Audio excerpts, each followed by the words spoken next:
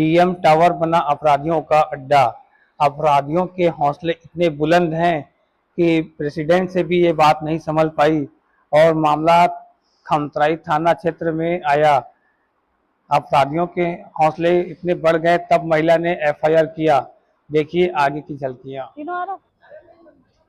Madam, आप यहाँ खमतराई थाने पहुंचे हुए हैं, किस शिकायत को लेकर? मेरा नाम प्रतिभा शर्मा है और ये मेरी मेड है सीमा श्रीवास्तव और ये मेरा डिलीवरी बॉय है पुष्पेंद्र पटेल। हमारा मॉम्स किचन है, कचहरी में हमारी कैंटीन है। रविकांत सिंह एक बैंकर है जो कि एक फ्रॉड है। एफडीओ के नाम पर पैसा लिया, पैसा मांगने के एवज में उसने मारपीट करी, गाली गलौज करी, बेइज्जती करवाई। 1 साल तक उसने मुझे बहुत परेशान करके रखा। इतने पर भी चुपचाप मैं अपना काम करती रही कि समय सबका बलवाना एक दिन आएगा ही। अभी सोमवार को इस लड़की का लड़का गलत संगत में पड़ गया है, तो उसको गोली वोली खा के वो सड़क पे कुछ बोल रहा था, पड़ा हुआ था।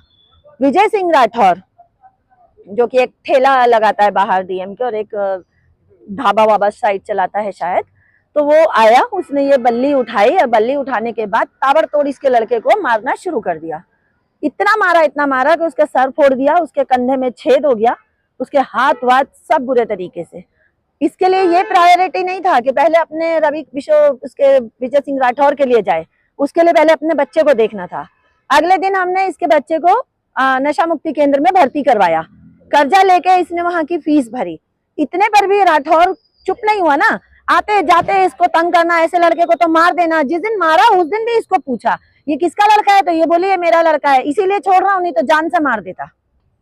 राठौर एक आपराधिक व्यक्ति है, हर एक से लड़ाई करना। सोसाइटी में भी ग्रुप्स में वो फालतू के मैसेज डालता है, कभी सोसाइटी वालों को चोर बोलेगा, कभी उनको बोलेगा मुफ्त का खाने आते हैं।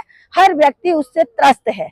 रविकांत तक का जहां तक सवाल है, रविकांत अपने साथ 2-4 और लोगों को लेके हमसे बदतमीजी कंटिन्यू बनाए रखे हुए है। 1 सप्ताह पहले दशहरे के दिन उसने हमारी बाइक फेंकी, एक नशेड़ी आदमी को बुला के फिकवाई, तोड़ी, उसका बिल सोसाइटी में जमा करी। अगले दिन मेरी स्कूटी फाड़ दी। उसके बाद ये लड़का टिफिन छोड़ने जाता है दिन रात। राजकुमार सिंह एक आदमी है, A7 103 में ही रहता है, रविकांत का पड़ोसी है। उसका लड़का आते जाते इस लड़के को मारेगा। कल को अगर लड़के को कुछ हो जाएगा तो क्या होगा? कभी चलते मेरा दुपट्टा खींच देगा, कभी बोलेगा अकेले में आ रही है क्या, कभी बोलेगा चल ना तुझे मतलब सिखाता हूँ, कभी बोलेगा आप पैसा चाहिए ना चला मैं लेके देता हूँ। आप बताइए आज के समय में महिला कहाँ सुरक्षित है? 10 साल की मेरी बच्ची है, अगर वो नीचे जा रही है, खींच ले इसको घर के अंदर खींच ले। रविकांत की बीवी सृष्टि सिंह और माँ प्रभा देवी और बाप लल्लन सिंह सबके सब शातिर प्रवृत्ति के लोग हैं, बदतमीज लोग हैं। राजकुमार की बीवी नीलम सिंह और इसका बेटा यश और निखिल और खुद राजकुमार, ये खुद ही उसी प्रवृत्ति के लोग हैं। मेरे घर में माफी मांगने आई है और अगले दिन इसके साथ बदतमीजी कर रही है, लड़ाई झगड़ा कर रही है। हम अगर आदमियों में बैठ के बात कर रहे हैं तो तुम कैरेक्टर से खराब हो, ये कहाँ का इंसाफ है? अपने आप कमा के खाना, पढ़ा लिखा होना, कहाँ का इंसाफ है? मुझे ये बताइए। इन लोगों को जेल कराई जाए, हम लोगों को सुरक्षित कराया जाए। अगर इस लड़के को, इसको, मुझको, मेरे बच्चों को कुछ हो गया तो उसके जिम्मेदार सिर्फ रविकांत, राजकुमार, लल्लन सिंह, प्रभा देवी, ये सब होंगे। मैंने सोसाइटी में भी पहले एक विवेचना दी हुई है, एक एप्लीकेशन, जिसमें बसंत सिंह देखते हैं और प्रमोद शर्मा जी वहाँ के प्रेसिडेंट हैं। बसंत सिंह जी से मैं रिसीविंग लेके आई हुई हूँ पेपर पे कि अगर मुझे कुछ हो गया, इस रविकांत से मैं परेशान हूँ, आए दिन मुझे तंग करता है, अगर मुझे कुछ हो गया इसका जिम्मेदार रविकांत होगा, तो उन्होंने बाकायदा साइन करके दिए हैं। अब आप लोग देख लीजिए रविकांत के साथ क्या करना चाहिए, राठौर के साथ क्या करना चाहिए, राजकुमार के साथ क्या करना चाहिए। मैं सिर्फ न्याय की गुहार करने आई हूँ। ऐसे अपराधी को उस सोसाइटी में कैसे एंट्री मिला है? अरे वो पदों पर हैं, पद पर है, रविकांत उपाध्यक्ष है। पद कैसे दिया गया? कपड़ों वाला बताता है ना कि मैं कहीं से आपराधिक नहीं हूँ। वो तो अब जब हमने पैसे की डिमांड करी, सब पहले सोसाइटी वाले सब उसी की तरफ थे, धीरे धीरे जब चीजें आती गई तो पता चल रहा है कि इसकी असलियत क्या है, तो सब पीछे हट गए हैं। तो उस सोसाइटी में मतलब महिलाएं सुरक्षित नहीं है? बिल्कुल भी नहीं है महिलाएं वहाँ सुरक्षित। आए दिन वहाँ कांड होते रहते हैं। डीएम टावर सोसाइटी, कभी आपको उस सोसाइटी में चरस गांजा मिलेगा, कभी आपको उस सोसाइटी में कहीं से भागे हुए लोग मिलेंगे जो पति पत्नी बन के रह रहे हैं। आए दिन उस सोसाइटी में एक ना एक कांड होता है और उस अब एक कांड के शिकार हम 3 लोग खड़े हुए हैं। इसके बेटे को मार दिया, इसको घसीट दिया, कल को इसके साथ भी अगर बदतमीजी कर लेगा, ये कहाँ जाएगी? इसका आदमी टीबी का मरीज है, ये तो डर के मारे अपना घर छोड़ के किराए के मकान में चली गई है। कहाँ जाएगा इंसान, ये बताइए। थाने में मैंने अभी आवेदन दे दिया है। उन लोगों ने पेट्रोलियम बुलाई या कॉल करी है, उन लोगों को बुलाने के लिए शायद उठा के लाएंगे। अब देखते हैं पुलिस क्या करती है। नहीं करेंगे तो दुश्मनी कुछ खास कारण पैसा नहीं देना चाहता है वो।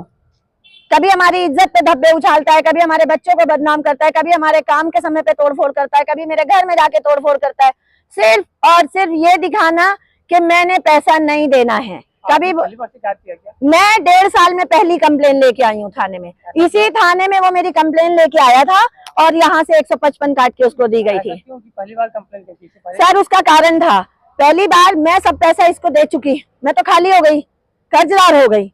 मेरा काम इसने बंद करवा दिया। जो टिफिन वाले ऊपर टिफिन लेने आते थे उनको बोलता था चलो भागो यहाँ से। सोसाइटी के लोग इसके साथ मिल गए थे, इसके कुछ ग्रुप के लोग, मेरे घर में तोड़ फोड़ कर दिया। मैं तो ऐसी हो गई थी उस समय कि आज आत्महत्या कर लूं या कल कर लूं, लेकिन मैं डटी रही। धीरे धीरे मैं वापस अपने काम पर खड़ी हुई। आज भी मैं उसी कैंटीन में हूँ, उसी घर। मेरे लिए पेपर में किसी अज्ञात पेपर में निकलवा दिया कि मैं फरार हो गई हूँ, जबकि मैं उसी घर में आज भी मौजूद हूँ। तो आपको भी केस लगाना था उसके खिलाफ? मैं तो केस लगा ही रही हूँ। रविकांत को अगर 155 काट के दिया गया तो वो कोर्ट में क्यों नहीं गया मेरे खिलाफ केस करने? क्योंकि वो फर्जी आदमी है। मैंने ऑनलाइन पैसा दिया है, बैंक टू बैंक पैसा दिया है। बैंक में उसके खिलाफ इंक्वायरी बैठी हुई है।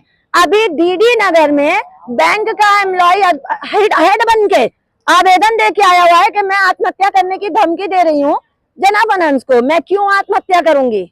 मैं पैसा मांग रही हूँ, रविकांत के खिलाफ कार्रवाई मांग रही हूँ। मैं आत्महत्या नहीं करूंगी बिल्कुल भी।